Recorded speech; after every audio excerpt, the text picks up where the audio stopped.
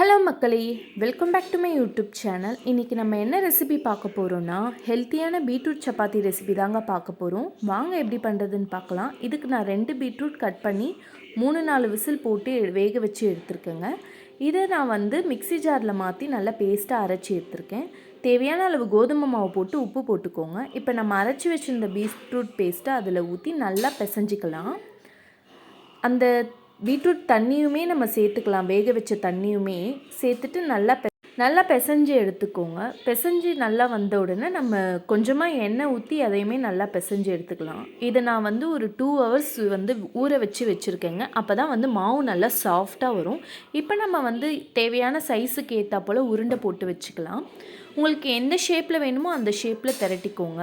நான் ஒரு ரவுண்ட் ஷேப்பில் திரட்டியிருக்கேன். இது ரவுண்டுன்னு சொல்ல முடியாது, ஏதோ எனக்கு வந்த ஸ்டைலில் பண்ணியிருக்கேன். நல்லா இந்த அளவுக்கு திரட்டிக்கோங்க.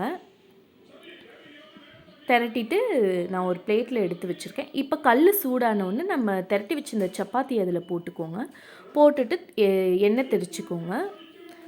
நல்லா வேக வச்சு எடுத்துக்கோங்க. இந்த பீட்ரூட் சப்பாத்தி குழந்தைங்களுக்கெல்லாம் கொடுத்தா நல்ல ஸ்ட்ரென்த்துங்க. ஏன்னா ஒரு சில குழந்தைங்க பீட்ரூட்டு, கேரட் இதெல்லாம் சாப்பிட மாட்டாங்க.